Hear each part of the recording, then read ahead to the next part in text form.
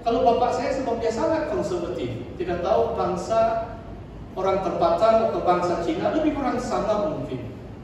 Saya tidak pernah dengar bapak saya katakan I love you my son, saya mengasihimu anakku.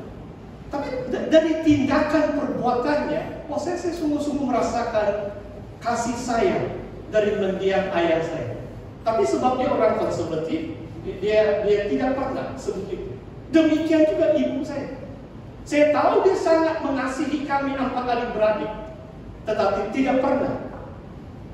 Saya ada culture shock waktu saya pertama-tama ke luar negeri, ke negara barat di Australia. Jadi waktu itu saya tingkatan 6, baru 16 tahun, dan saya tinggal di keluarga orang putih. Dan acara yang pertama, mungkin minggu berikutnya, adalah perkawinan kakak my whole sister. Saya panggil mereka macam anggap itu host keluarga angkat itu, saya panggil dad, mom, macam keluarga saya sendiri kan. Dan mereka anggap saya sebagai anak angkat anak mereka untuk tahun itu. Dan dalam acara perkawinan ini orang Australia, orang putih Australia, ada satu budaya adalah pengantin perempuan itu mesti mencium setiap adik keluarganya. Dan saya pun berdiri di sini berbaris dan satu-satu dia cium lah. Ada 4 adik-beradik dia, ini adik kandung dia. Saya baru datang dari Malaysia. Saya rasa kaku.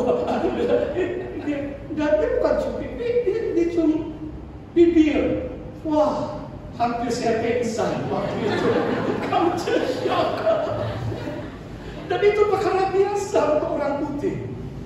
Dan bila sudah terbiasa beberapa minggu, kalau pergi sekolah pun, kadang-kadang saya punya ibu di Australia. Sebab semua anak dia cium kan.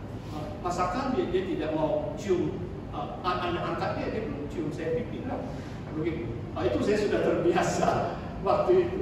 Saudara, dalam konteks firman Tuhan, 2 Korintus 13, waktu Paulus mengatakan doa pemberkatan itu, dia katakan, berilah salam satu dengan yang lain dengan ciuman kudus, with a holy kiss.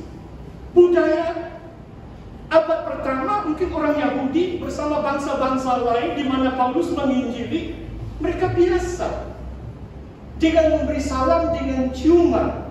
Ini luar biasa. Syukurlah sekarang ada SOP, maksudnya bukan saja cium tidak boleh, asal jabat tangan dan berganti tangan pun tidak boleh. Saudara, apakah maksudnya cintamu lebih nikmat daripada anggur?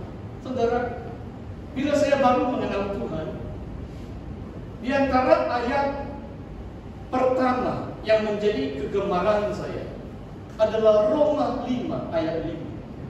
Di mana firman Tuhan mengatakan kasih Allah tercurah di dalam hati kita oleh Roh Kudus yang telah diberikan kepada kita. The love of God is shared abroad our heart by the Holy Spirit given to us. Roma 5 ayat 5. Untuk 2 bulan pertama, saya anggap inilah kasih semula saya.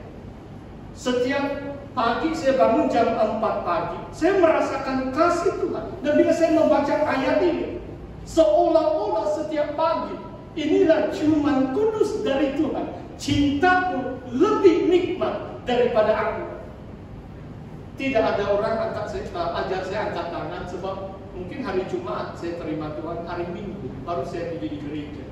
Saya masih ingat di antara yang pertama, saya mungkin hari yang kedua, saya sudah mengangkat tangan memuji Tuhan. Di kamar saya sendiri, saya mulai berdoa karena kasih Tuhan dicurahkan di dalam hati oleh Roh Kudus yang diberikan kepada kita. Harum bau minyakmu bagaikan minyak yang tercurah namamu, oleh sebab itu gadis-gadis cinta kepadamu. Saudara, saya rasa bukan kebetulan juga bila saya dengar lagu menyembah Tuhan bersama jemaat Tuhan, macam setiap lagu ada mirip, ada ayat dari Kidung Agung hari ini. Bila kita berseru nama Yesus, seperti minyak yang tercurah nama kita berseru nama Yesus, urapan Roh Kudus itu mengalir dan mengalir.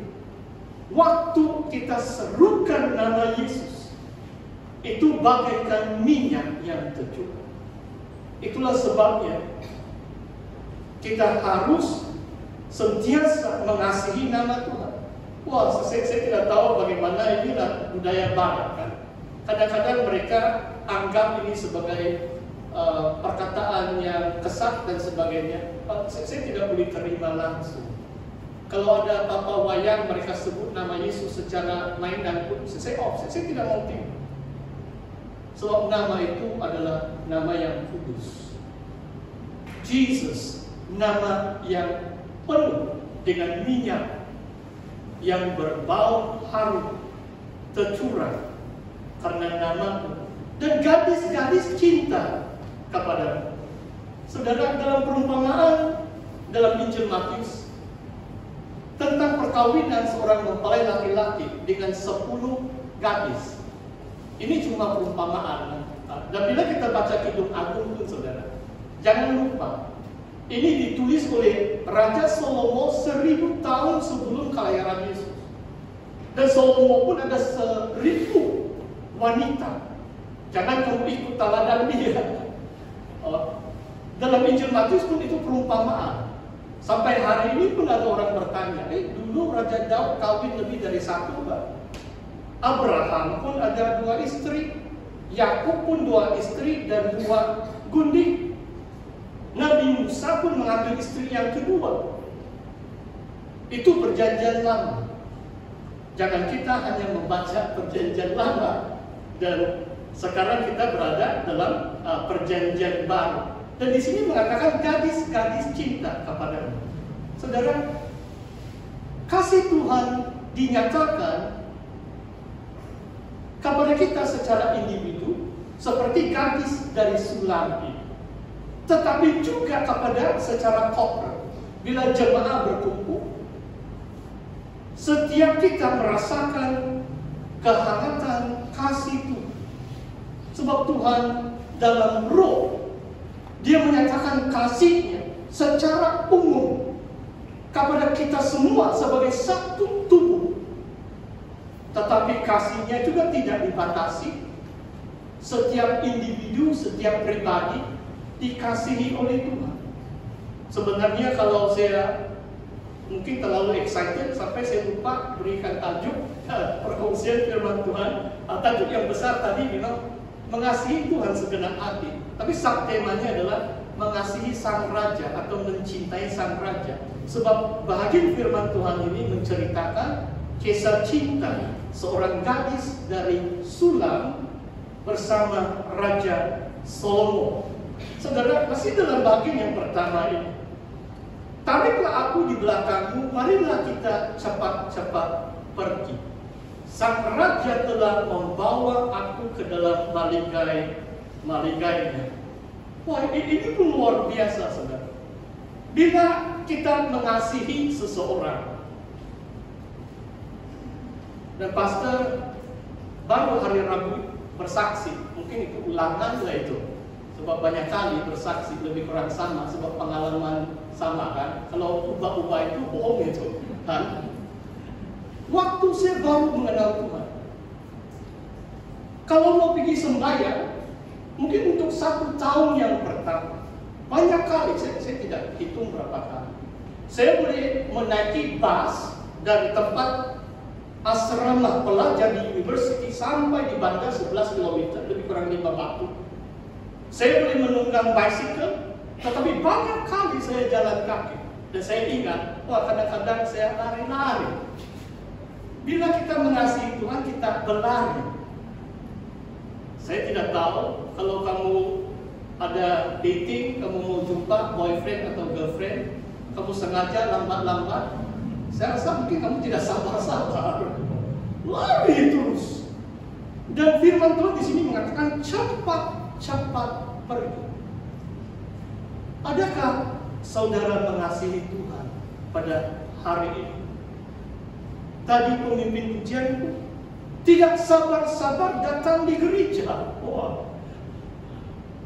Oh, saya sangat bersyukur atas anugerah Tuhan.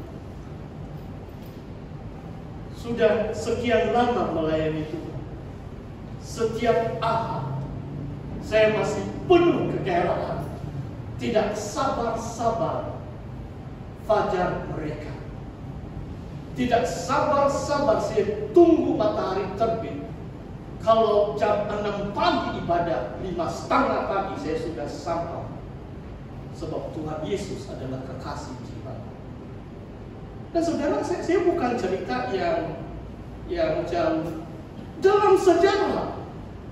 Ramai kota-kota di seluruh Eropa mereka adakan pertemuan fajar atau subuh, kebaktian subuh. Bahkan dalam tradisi gereja SIP, saya banyak mengunjungi kampung-kampung, diantaranya saya boleh sebut ini perkara baik di SIP Meligan, cukup jauh juga itu. Wah, itu pastor, dia bilang 4:30 pagi saya mau bangun sebab sebelum jam 5 dia pukul itu lonceng. Dan dari jam 5 saya boleh lihat, saya ikut. Mungkin 3 hari bersama Pastor Rafael waktu itu. Saya ikut 2 kali kebaktian subuh. Wah, jam 5. Mereka datang baca firman Tuhan, datang berdoa sampai jam 6. Luar biasa. Kalau Tuhan Yesus menjadi Sang Raja yang kita cintai, kita tidak akan sabar-sabar. Seperti gadis ini cepat-cepat pergi, dan Sang Raja membawa aku ke dalam maligai atau kamar. Tadi lagu tentang Yerusalem. Bila kita rindukan Tuhan, satu hari Tuhan akan membawa kita masuk dalam kerajaan. Tuhan akan membawa kita. Dalam Efesus pun Tuhan Yesus mendudukkan kita, menetapkan kita di tempat-tempat surgawi bersama dengan Dia.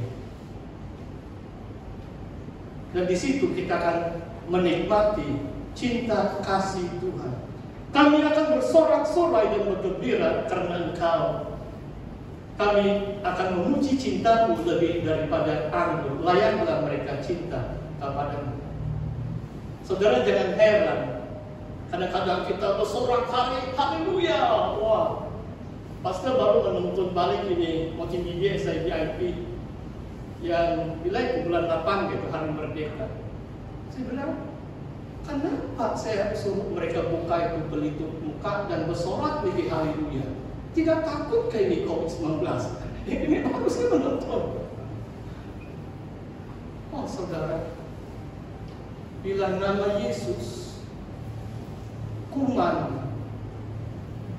tunduk kepada nama Yesus. Dan hari ini saya tidak suruh kamu bersorak, tapi inilah di antara cara penyembahan kita adalah bersorak-sorai dan bergembira karena Engkau.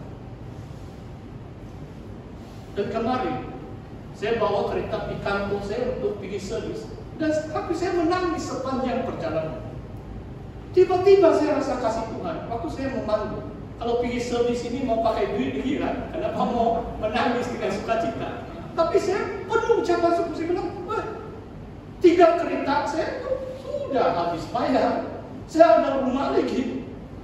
Saya penuh dengan ucapan syukur kepada Tuhan karena kebaikan Tuhan. Wah saudara, penetua khotbah tentang beli roda pun, ya 3 hari yang lalu main saya pun ganti roda 201 biji, 14 inci saja, 10. Jadi saya ganti traktor saya punya roda 500 lebih, 1 tayar. Tapi Tuhan yang memberi kecukupan. Tuhan begitu ajaib sehingga dalam perjalanan saya, hati saya menangis dengan penuh ucapan syukur, bersorak-sorai kepada Tuhan, memuji cintamu lebih daripada anggur. Saudara, ini bahagian yang kedua. Dari ayat 5 dan ayat 6 itu adalah bahagian yang kedua. Dalam 8 ayat ini ada 3 bahagian. Yang pertama, waktu dia baru jatuh